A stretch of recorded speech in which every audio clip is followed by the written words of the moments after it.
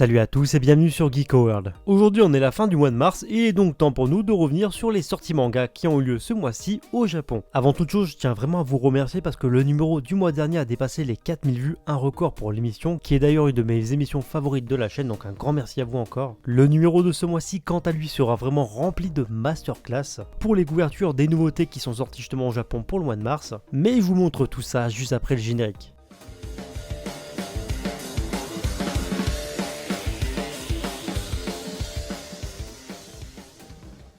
Avant de commencer la vidéo, comme d'hab, je vous invite à lâcher les pouces bleus, c'est totalement gratuit, ça permet vraiment de mettre en avant mon travail sur YouTube, donc merci à vous. Si vous regardez cette vidéo que c'est pas encore fait, je ne peux que vous conseiller de vous abonner à la chaîne, c'est totalement gratuit, comme ça vous pourrez suivre toute l'actu manga sur YouTube. Et si vous aimez mon contenu, bien évidemment, je vous invite toujours à me rejoindre sur Instagram et Twitter, les liens sont à l'écran et en description. Bref, sur ce, on va quand même commencer l'émission avec les sorties manga qui ont eu lieu ce mois-ci chez Shueisha, et franchement, en termes de couverture, c'est que des dingueries. Les visuels sont tous absolument fabuleux, mais vous allez rapidement comprendre pourquoi. On commence dans un premier temps avec la couverture du 11e volume de Chainsaw Man, simple, efficace comme j'aime. Autre masterclass pour Jujutsu Kaisen et son 15e volume, une couverture absolument incroyable, mais comme toutes les couvertures du manga, j'ai envie de dire, le tout a été accompagné du premier fanbook de Jujutsu Kaisen, qui pareil a lui aussi un visuel assez sympa. Kaiju Number 8 est son 2e volume. Le manga cartonne, mais c'est vrai que son visuel est un peu plus simple pour sa 2e couverture, c'est dommage. Et pour le reste des grosses sorties qui d'ailleurs sont liées au Jump, on peut retrouver Mashle et son 5e volume, le tome 7 de Mission Yozakura Family. Là les couvertures sont juste sublimes à chaque fois. C'est très sympa également pour Undead Unluck et son 5e volume. Idem pour le 21e et dernier tome, je crois, pour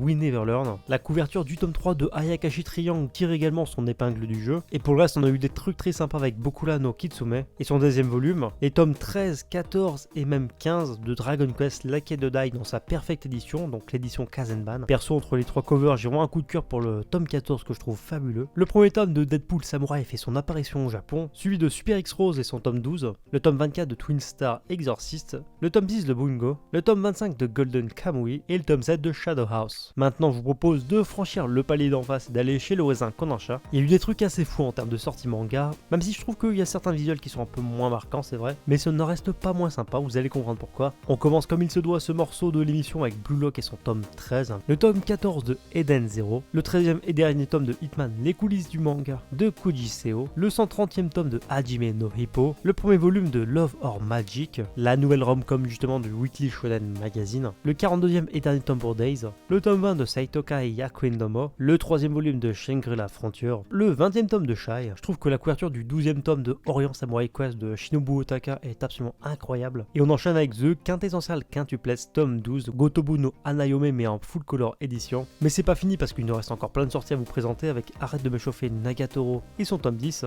Gamaran le tournoi ultime tome 15, Glen Ichinose tome 10, Drifting Dragons et son tome 10, Yukio Holder tome 25, Nare no Ate no Bokura et son 6e volume, le 12e et dernier tome de Perfect World, le tome 19 des vacances de Jésus et Bouddha, le tome 17 du Isekai moi quand je me réincarne en slime, et on termine avec Shaman King Marcos, le spin-off de Shaman King et son tome 2. L'éditeur Shogakukan proposait aux japonais de découvrir ce mois-ci le 4e tome de Susu no Frieren, la couverture est vraiment très sympa, le tome 3 de Ryu to Ichigo, un manga publié dans le Shonen Sunday, ainsi que le 8e volume de Mao, le tome 15 de Ohankan Evans, le tome 22 de Subute Kowasobeshi, le tome 8 de Don't Say Mystery, qui débarquera cette année en France pour rappel, le tome 14 de Atom the Beginning, le 8e tome de Gigant, et on termine avec Battle Game in 5 Seconds, et son 16e volume. Avant de passer au dernier morceau de l'émission, je vous propose donc de regarder les sorties chez Akita Shoten. Il y en a un peu moins, mais bon, elles sont très sympas. On commence avec Iruma à l'école des démons et son 20e tome. Le manga passe enfin le cap des 20 volumes, ça fait plaisir. Autre manga du Weekly Shonen Champion, il s'agit de Tujen Anki et son 3e tome. Une nouveauté à surveiller parce qu'il paraît que ça marche très très fort. Et en plus, il paraît que le manga est sympa. Le tome 24 de Rokudo no Onatashi. Le spin-off de Worst Gaiden Guriko s'est offert son 11e volume. Et toujours chez l'éditeur, on a pu retrouver Yankee JK et son tome 4 et le 11e tome de The Bouncer. Avant de conclure l'émission, je vous propose de passer à la partie preview de ce qui sortira en avril. Donc je vous ai concocté un petit échantillon de ce qui va arriver, mais c'est quasi rien et pourtant c'est vraiment du lourd. Alors dans un premier temps, on pourra retrouver Kanojo Mo Kanojo et son tome 5. Les couvertures sont toujours très simple, efficace, j'adore. Attention les yeux, il y aura également Tokyo Revengers et son tome 22 avec une couverture sûrement une des meilleures depuis le début du manga. En plus, ce qui est vraiment cool, c'est que cette cover, elle part vraiment dans une nouvelle composition par rapport au reste des couvertures. On est dans un truc un peu plus dynamique, ça fait plaisir. Le spin-off de My Hero Academia, donc Vigilant, va s'offrir son 12e tome, qui est toujours un beau clin d'œil à la série principale en termes de couverture. Je vous partage également, mais cette fois malheureusement en basse qualité, le visuel ou en tout cas la preview du tome 30 de My Hero Academia, avec comme d'habitude, de toute façon on a l'habitude à force avec Koichiro Okoshi, une couverture absolument grandiose, digne des plus grands comics américains. Et cette fois c'est le personnage de Crématorium qui est mis sur le devant de la scène. Les fans de Dragon Ball pourront retrouver Dragon Ball Super et son tome 15. La couverture pareil, je trouve qu'elle est plutôt sympa. Perso j'ai rien contre Dragon Ball Super, j'ai toujours vu ce manga comme un pur divertissement sans prise de tête, un peu comme quand tu vois un blockbuster au cinéma. Et pour le reste des couvertures que j'ai à vous présenter, il y a Kaku no Inasuke, A Couple of Cuckoos et son tome 6. Pareil également, je suis très fan encore une fois des couvertures du manga. On a eu le premier volume de Four Knights of Apocalypse, la suite directe de Seven Deadly Sins Nanatsu no Taizai. Franchement pour l'instant je suis à jour sur le manga par rapport aux sorties japonaises et je le trouve vraiment excellent, c'est simple, c'est efficace et j'espère que ça va pas partir en sucette comme Seven Deadly Sins. Et on termine donc avec la couverture de Shai, son 8e volume qui paraîtra au mois d'avril au Japon. Enfin bref voilà, c'est tout pour cette émission. Comme d'habitude j'espère vraiment que ça vous a plu. N'hésitez pas comme toujours à me donner votre avis et votre top des couvertures du mois. Quelles sont les 3 couvertures qui par exemple ont le plus retenu votre attention parmi ce que j'ai présenté? Il y a vraiment de la concurrence donc ça va être difficile de choisir et je vous avoue que même moi j'aurais du mal. Enfin bref, je suis très curieux de lire tout ça et sur ce je vous dis à bientôt pour une prochaine vidéo.